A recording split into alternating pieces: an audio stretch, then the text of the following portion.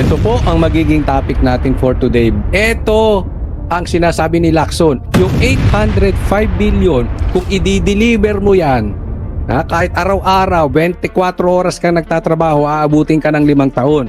O, dito pasisinungalingan natin etong matagal ng sinungaling na si Lacson. Sipin mo, Blue Ribbon Chairman, ganito mag-uugali. Di ba?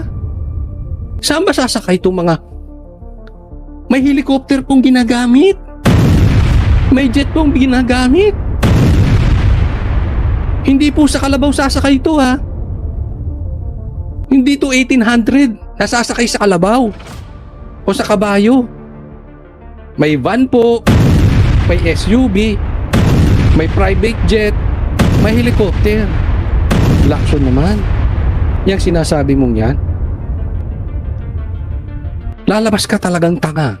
Huwag kalimutan, napaka-importante sa atin, i-like nyo po itong video na ito. Sana pagpasok pa lang nyo, i-like nyo na. Malaking suporta po yan sa atin. Kakalimutan, subscribe.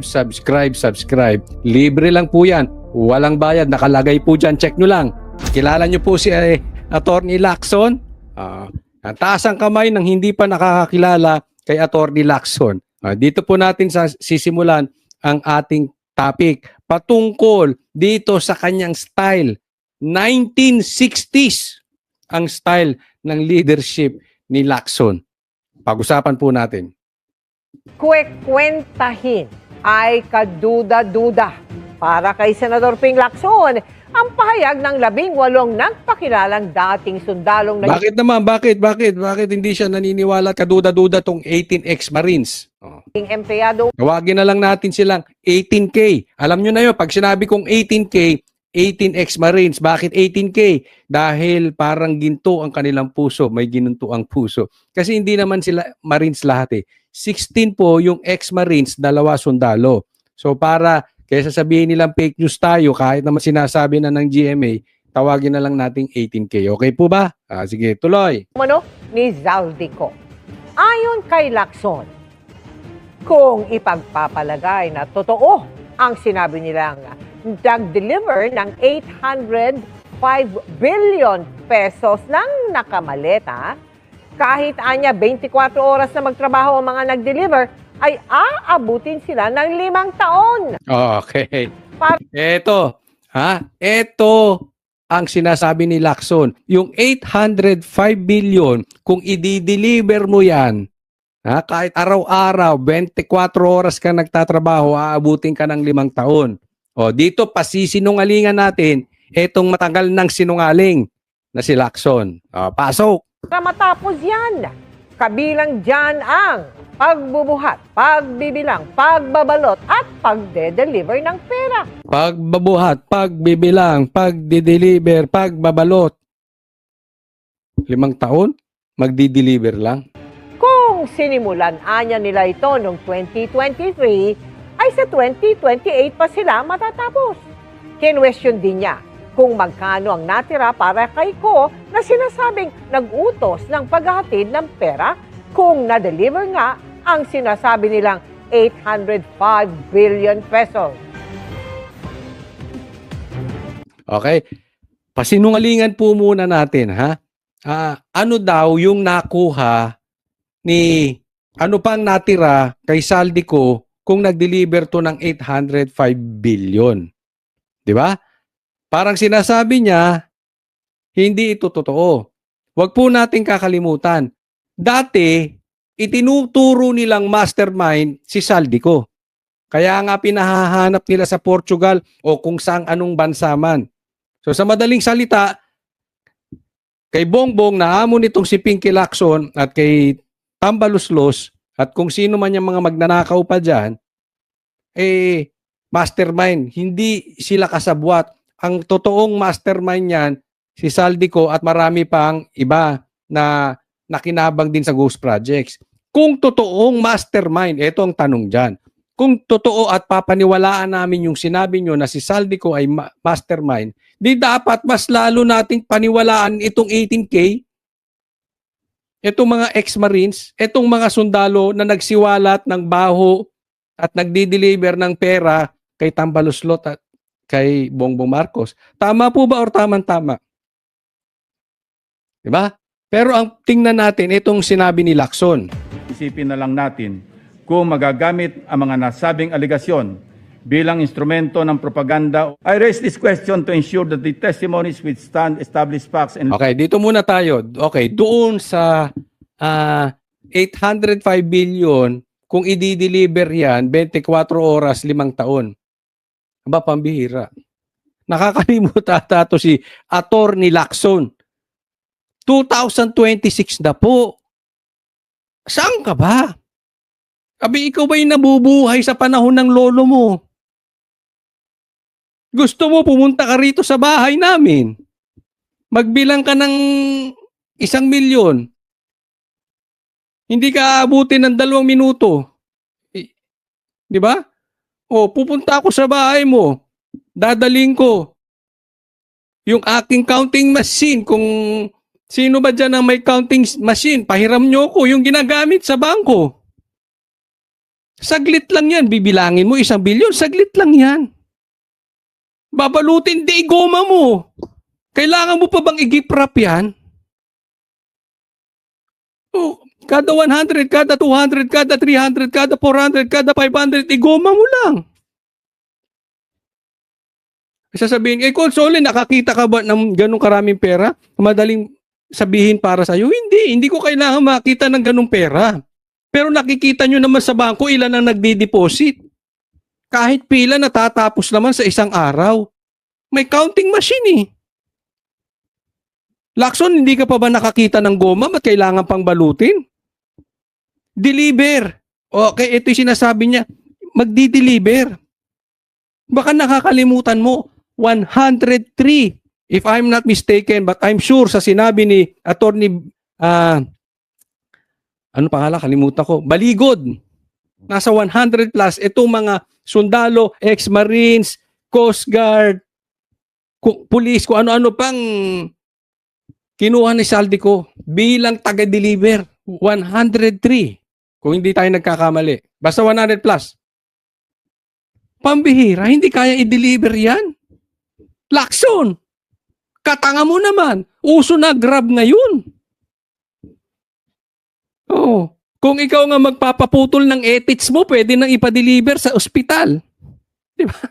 Kung gusto mo. Hindi, halimbawa lang yun. No, kunwari lang nagpa-transplant si Lacson. Na hindi natin sinusuportahan, hindi ko sinasabing kinukonsinti natin. Example lang yun, nagpa-transplant siya. Pwede nga i-deliver sa bahay mo yung naputol eh. Anong punto natin? Hindi mo alam yung Grab? Hindi mo alam yung Lala Move? Kung nagagawa nitong Grab, Lala Move ang delivery, eto pa kaya may 103 na tao?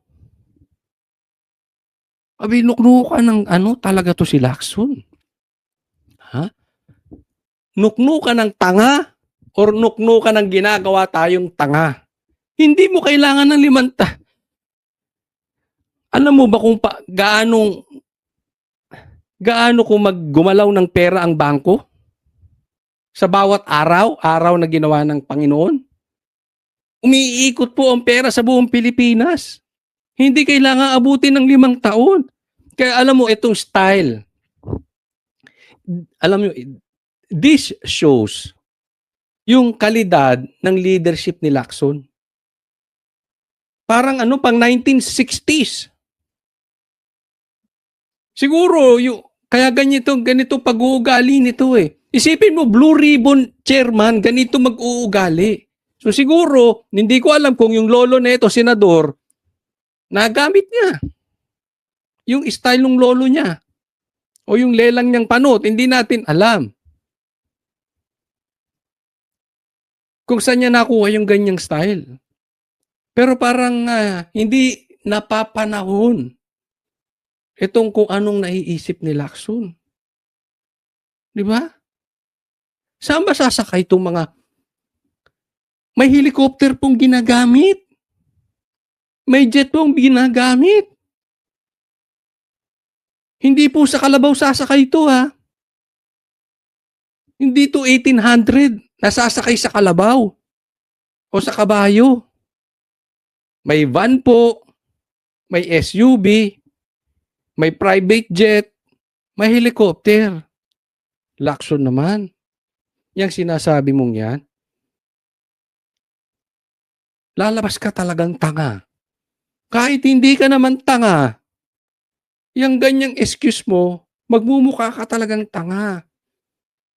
Paalala ko lang, lead the people sa panahon ng 2026, baka nakakalimot ka. Ibinoto ka ng taong bayan ng 2026, lead them in the year 2026, hindi 1960.